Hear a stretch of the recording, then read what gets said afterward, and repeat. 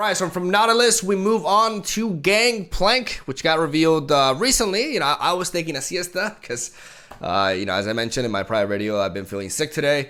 So I saw this guy very recently, and thus my impressions are very burstly English. So I'm going to take a look at the video again because I like to treat myself. So why not do it in a video as, bitception. Let's do it. Dead men tell my tale. I like how he's holding an orange. I don't know if that's his thing, but it does remind me, or I'm pretty sure it's a reference to the 6-drop that rallies. By the way, watch out for that card. That card is nutty. But let's take a look at a GANGPLANK. 5 mana, 5/5, same stat line as Garen, which happens to be the opposing board. I don't know if that's a coincidence or not. Overwhelm keyword. It says when I'm summoned, summon a powdered keg. When you've damaged the enemy Nexus in 5 rounds this game, he levels up. The exact same level up requirement as Sejuani, but with an inconsistency in the text, because in Sejuani's card, it says 5 different rounds. And this may seem like a very... I'm going to start off the video by complaining a little bit about this. It may seem like it's not that big of a deal, but in a card game, it is. I don't think Riot should be allowing this shit to happen. Like, for them to have, like, a card made, and they have, in the same expansion, and they have the same exact level of requirement, and the text is different. It can be very confusing. It can make people question whether, they're reading GANGPLANK correctly or not, and I hope they fix it, because it did throw me off a little bit as well. But it is the exact same level up requirement as Sejuani from Freljord, and it maybe makes it so that both of them could work together in a deck, as he does work well with stuff like Ember Maiden. But the big thing is the powder kegs, right? That's all that GANGPLANK is about, and we're gonna take a look at what that is exactly. Like the music, I won't stop coming for those who wronged me. And there's the powder keg. We got powder keg stacks. They can't attack, they can't block, and they're vulnerable, so they can be challenged by the opponent. So they are the most interactive unit that you're gonna see in this game. Like, your opponent can do all sorts of things to try to stop them, which is neat, right? Because they represent quite a bit. You may think, well, they represent just one damage, right? Like, technically, they just represent 1 damage, but that's not actually it. If you combine these cards with AoE effects, like Avalanche or Withering Wail, amongst others, you're getting an extra ping on every single one of those hits, which means that these cards really excel with area of effect, or spread out damage sort of effects, right? And you can stack them, which is really, really cool. Load the ship. We've work to do. You can parley here, you can deal 3 damage, and because the source of damage is coming from the same card, it's also dealing 3 damage to the Nexus. You guys can see there. I like the level elevation. And this is what I'm talking about. If you level up GANGPLANK with the powder kegs, every time you attack, for each powder keg you have, imagine if you have 3 of them. You attack and you deal 3 damage to everything. Like, that's so fucking dope, dude. Really strong attack effect. Very powerful level up for GANGPLANK right here. Born of salt and brine. Very flavorful as well. Like, you can. It kind of feels like you have like a bunch of cannons from your ship firing away. As you guys can see here, three kegs means this goes up to 4 actually. A little bit overkill, maybe.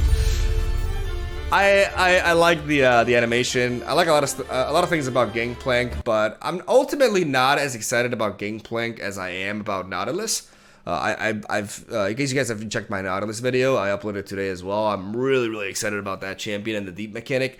GANGPLANK is also pretty exciting, but at the same time, he is more generic compared to the other champion, and it's gonna be interesting to see what kind of decks he fits in, right? If we take a look at the cards that come with him, we have the Jag Butcher, which is a 1 mana 2/2, Plunder, grant me +1/+1, which makes it better Cithria, honestly.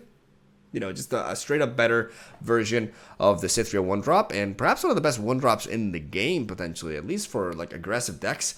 If you don't get to play this on curve, you can play him after an attack, or even you can even play this as a 1 mana 3/3. Like if you combine this with the warning shot for 0 mana, you warning shot, you play this, and you got a 1 mana 3/3 turn 1, and you hit the Nexus for 1 damage as well. And this guy can be a very good enabler for plunders later down the line, right? As he comes onto the board as early as any card can. So really neat 1-drop right here. As we go to the Petty Officer, I don't really know what they were thinking with this card. I think this card is absolutely horrendous. It gives you a choice, right? You can summon either a Powder Keg or a random 1-cost ally from any faction. I'm not paying 3 mana for a 3/1 for a Powder Keg or a 1-drop. I'm just not doing that, right? I'd rather pay 2 mana and get this. The Dreadway Deckhand, which summons a Powder Keg upon entry, and it's a 2 mana 2/2. So very similar to a card like Clump of Wumps, right? This is the kind of card that you're gonna want to be playing, right? This card's stat line is atrocious, and the ability is just also pretty, yeah, just not good enough for what you're doing. You're paying 1 more mana, you have worse stats, because I'd rather take a 2/2 over a 3/1, and you're paying 1 more mana for that. It doesn't really make much sense to me. Like this card is just, I don't know what they were trying to do, because it's just not, it's not even good RNG that's worth going for either, in my opinion. And then we got the Parley, which deals 1 to anything. If it kills it, you deal 1 to the enemy Nexus. It is slow speed, which definitely holds this card back. And obviously this card is initially designed to synergize with the kegs, right? I don't think this card is good either. I think this card is pretty bad. And for the most part, the only cards that I really would recommend from this are the Jag Butcher and the Dreadway Deckhand. I think the other two are just very underwhelming and not really the most exciting, really. Like, I'm more excited about combining Powder Kegs with other cards from the core set and potentially more shit that we're going to be getting with the expansion as well. I really like this design. I like the fact that it's vulnerable and highly interactable as well. I'm just really wondering what kind of deck will fit well with GANGPLANK, right? I think he's a very solid champion. Like, the stat line is really good. The fact that he has Overwhelm is a very neat keyword to have onto him. And there's a lot of neat ways you can mix him with. Like, I think with Freljord, with Ember Maiden, he's definitely pretty easy to level up, or relatively easy at least. So maybe like a relatively aggressive deck with some early game pressure with the pirate guy. I forgot his name, the Jag Butcher. And but I'm not sure how you mix that with Ember Maiden. Like, it's gonna be tricky to mix an aggressive deck like this, but he has a lot of potential, honestly. Like, I think GANGPLANK has a lot of potential because of the synergy with AoE effects, right? Like, cards like Avalanche and Withering Wail just benefit so much from stuff like this. Also, like Static Shock, for example, right? But more so Withering Wail and Avalanche, effects that just go all across the board, really gain a lot of value, or extra value rather, from cards like this. So it's gonna be really interesting. Like, will Powder Kegs fit in actual control decks, for example? Because initially this card comes off like it's supposed to be like an aggressive, aggro sort of card, but I don't think that's gonna be its home, really.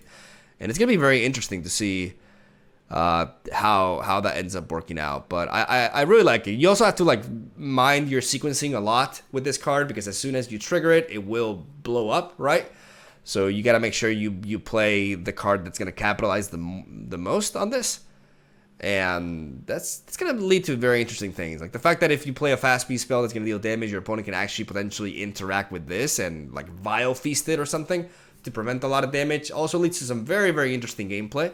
And it's gonna be nice. Like, I like GANGPLANK a lot. Not as much as Nautilus. Like, Nautilus was just drove me crazy. But he's gonna be really interesting. I think he's gonna be pretty decent, and I'm excited to try him out. So, what do you guys think? Let me know in the comment section down below. Did you guys see something in Petty Officer that I don't? Because I don't really, I don't really know. I'm not gonna like, throw out like deck builds just yet, because I want to wait until the entire set is released, and then I will get to theory crafting, because I want to have all the tools available and see what I can do with them. But this expansion is looking great, man. This expansion is looking great. It's very varied. We're getting so many different things. Like, we're getting the deep mechanic, we're getting the plunder, We have tools for fast-paced aggressive decks. We have tools for control decks. And we have tools for decks that I don't honestly know how to label just as of right now.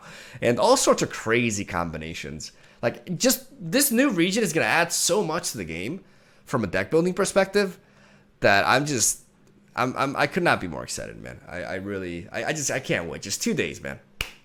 2 fucking days. So, yeah, that's where I'm going to leave it. Those are my first impressions for GANGPLANK. I'll definitely be trying him out. But like I said, after Nautilus. After my boy Nautilus. Oh my god. And that's all I gotta say. So thank you guys for watching. Stay tuned for daily Legends of Runeterra content. It's coming. I mean the expansion, not winter. Well, winter technically, but not really. They're both coming soon. And I'm excited for that. So I'll see you guys next time.